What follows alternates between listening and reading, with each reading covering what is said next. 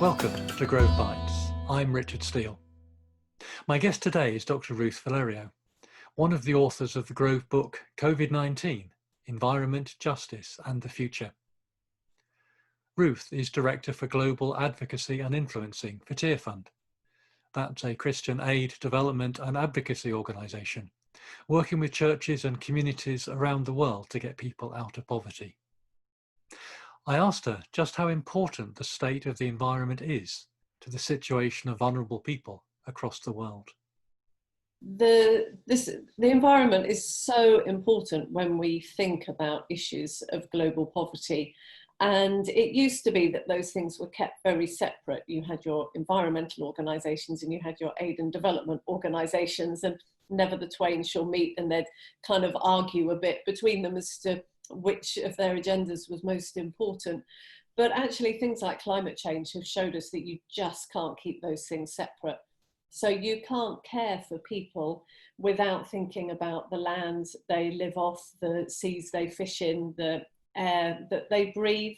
And you can't think about or care for the wider natural world without thinking about the people who inhabit those spaces and the impact that they cause.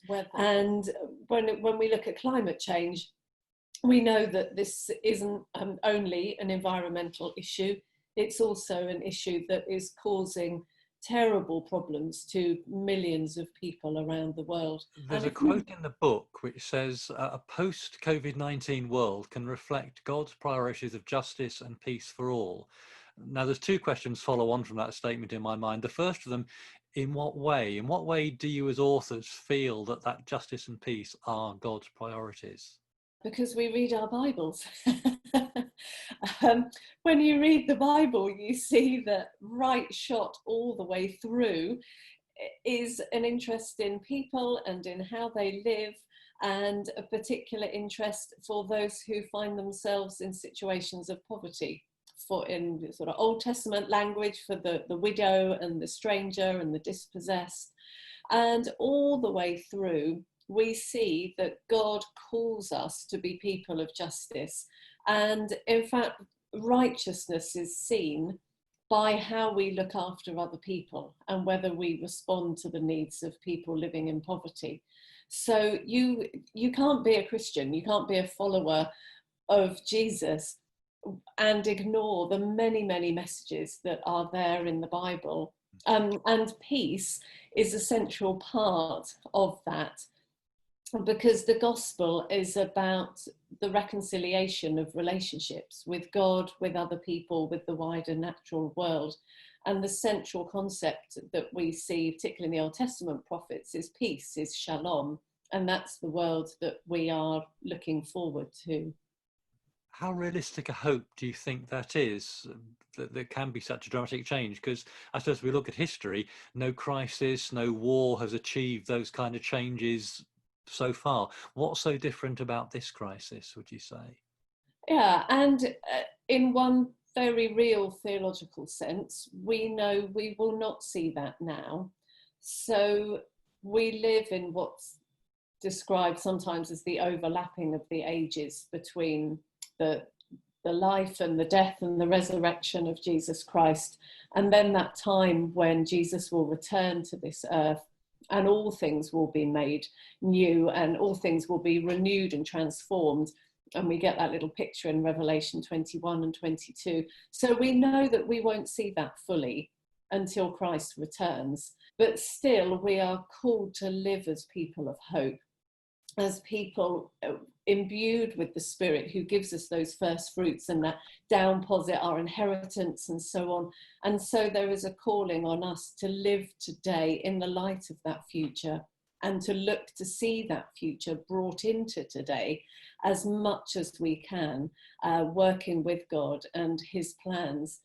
And this pandemic provides us with an opportunity to reset, to reboot our world, to reboot our economy. We know that we are going on an economic trajectory that is causing immense problems. We know that it's our economic trajectory that is causing the climate crisis. We know that this pandemic is not a natural disaster. It's a disaster of our own making because of how we have lived in relationship to the natural world. And we need to live differently, and we need a different economic system to get from here to here in the normal run of things. It's just never going to happen. You're not normally going to see governments closing down, choosing to close businesses and so on. So it takes a crisis really to give the opportunity to turn that crisis into a kairos moment to get onto a different track. Whether we will, we don't know. But this is the moment, and we need to be calling our governments to account and calling them to be moving us towards an economic system that is fairer, that's more socially just, and that is environmentally sustainable. And there's also, I think, a reboot for us as individuals. So I know for myself, in my work with Tear Fund, I have to fly sometimes, and it's always been an agonising thing for me, because I would prefer never to have to fly because of the environmental problems. And for some years now, when I've been invited to speak in other countries, if it's in Europe, I'll always take the train, but if it's in other countries that I can't take the train to, I've been saying, I would love not to fly, please could you Zoom me in? Can we do this virtually? Because we've got to get away from me flying all around the world to talk about climate change. It's just ridiculous. And I've lost quite a few speaking engagements because people won't do that.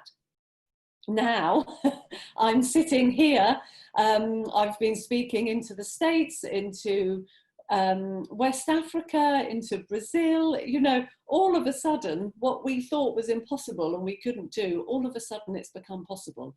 And so it's those opportunities. Let's make the most of those opportunities to put some good positive practices and habits into place that previously we thought we couldn't do. We are changing habits, and certainly I hope that some of those do stay. But in your chapter of the book, you do admit that so much is unknown, so much we can't be sure about, if any long-lasting changes will happen. Is it too early for such a book as this?